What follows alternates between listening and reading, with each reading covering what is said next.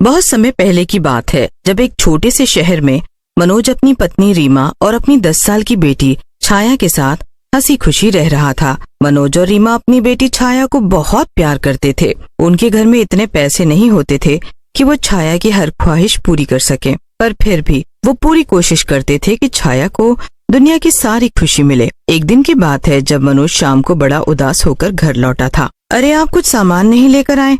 मैंने आपको सुबह बोला था ना। रीमा, आज मालिक ने मुझे नौकरी से निकाल दिया। वो यहाँ से सब बेचकर कहीं बाहर देश जा रहा है। हे भगवान, वो ऐसा कैसे कर सकता है? अब अचानक आप दूसरा काम कैसे ढूंढोगे?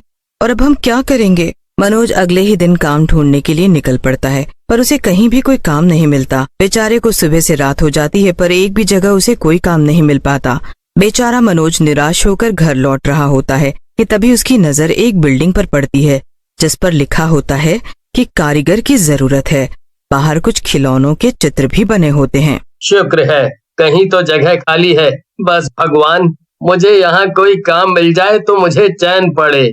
मनोज अंदर जाता है तो देखता है कि चारों तरफ खिलौने ही खिलौने पड़े हुए हैं। वहाँ पर एक आदमी बैठा हुआ होता है जो किसी से फोन पर बातें कर रहा होता है। नमस्ते सर। हाँ भाई, बोलो, कौन हो तुम? जी, वो मैंने बाहर आपका बोर्ड देखा। आपको काम के लिए किसी की जरूरत है? हाँ हाँ, बिल्कुल है, बिल्कुल है। मुझे काम की बहुत जरूरत है। आप मुझे काम पर रख लीजिए। हाँ हाँ, ठीक है। देखो, ये मेरी खिलौनों की फैक्ट्री है। दिन में ये सारे खिलौने बनाए जाते हैं और रात को इनकी पैकिंग होती है। रात को? मतलब मुझे रात को आना पड़ेगा? हाँ बिल्कुल, तुम्हारा रात का काम होगा और सुबह होते ही तुम घर चले जाना। तनख्वाह तुमको 10,000 दूंगा। 10,000? 10,000 सुनते ही मनोज के कान खड़े हो जाते हैं, क्योंकि पिछली नौकरी में उसे बस 5,000 रुपए ही मिलते थे। मनोज की तो खुशी का ठिकाना ही नहीं होता और वो झट से हाँ कर देता है। मनोज ये बात बड़ी खुशी खुशी जाकर रीमा को बताता है। रीमा पहले तो रात की नौकरी की वजह से परेशान हो जाती है, पर तनख्वाह सुनकर उसके चेहरे पर भी खुशी आ जाती है। और रीमा और मनोज से ज्यादा खुशी तो छाया को हो रही होती है। वाह, अब बाबा एक खिलौने की फैक्ट्री में काम करेंगे। ये तो कितना अच्छा है ना माँ। अब तो बाबा मेरे लिए सुंदर सुंदर खिलौने भी ला सकेंगे। बस फिर अगली रात मनोज काम करने के लिए फैक्ट्री चला जाता है। वो अच्छे से एक एक खिलौने को डब्बे में पैक कर रहा होता है, पर जब उनको डब्बे में डाल रहा होता है तो उसे बड़ा अजीब सा महसूस होता है।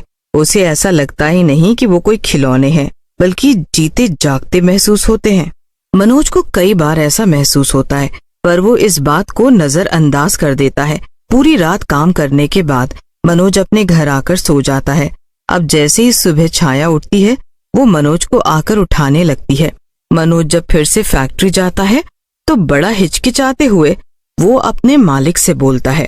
साहब जी, वो मैं पूछ रहा था कि क्या मैं अपनी बेटी के लिए यहाँ से कोई खिलौना ले जा सकता हूँ? वो दरअसल जब से उसे पता चला है कि मैं एक खिलौने की फैक्ट्री में काम करता हूँ, तब से मेरे पीछे पड़ गई है कि बाबा खिलौने कब लाओगे। देखो, गलती से भी एक भी खिलौना यहाँ से लेकर मत जाना। तुम्हारी बेटी को खिलौने चाहिए तो जाकर कहीं और से लो। मनोज डांट सुनकर कुछ बोल ही नहीं पाता और वापस अपने काम में लग जाता है। उस रात जब मनोज खिलौने को डब्बों में पैक कर रहा होता है तो उसे पीछे से कुछ अजीब आवाज आती है। मनोज पीछे मुड़कर देखता है तो खिलौने इधर से उधर चल रहे होते हैं और उनमें से ही आवाजें आ रही होती हैं। मनोज जाकर उन खिलौनों को उठाकर उनकी बैटरी चेक करता है। मनोज बड़ा हैरान हो जाता है कि आखिर खिलौने बिना बैटरी के चल कैसे रहे हैं। वो इस बारे में मालिक को बताने के लिए जाने लगता है, पर फिर अचानक उसको याद आता है कि मालिक पहले ही गुस्से में है और वो वापस आ जाता है। अब मनोज के साथ रोज अजीब अजीब चीजें होने लगती है, पर वो ये बात किसी को नहीं बताता। धीरे धीरे करके एक हफ्ता भी बीत जाता है और फिर मनोज अपनी बेटी के लिए खिलौने लेने दूसरी दुकान पर जाता है।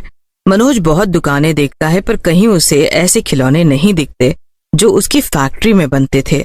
मनोज निराश होकर घर आ जाता है। कल छाया का जन्मदिन है और मुझे उसके लिए सबसे सुंदर खिलौने लाने ही होंगे। एक काम करता हूँ, आज रात चुपके से एक खिलौना चुराकर छाया के लिए ले जाऊंगा। एक खिलौने से मालिक को वैसे भी क्या ही फर्क पड़ेगा। मनोज बिल्कुल वैसा ही करता है। वो जब रात को फैक्ट्री में काम कर रहा होता है तो उसे वहां एक बड़ी सुंदर गुड़िया दिखती है, जिसे वो अपनी शर्ट में छुपाकर घर ले आता है। अब जैसे ही सुबह छाया उठती है तो अपने बिस्तर पर इतनी सुंदर गुड़िया देखकर वो बड़ी खुश हो जाती है।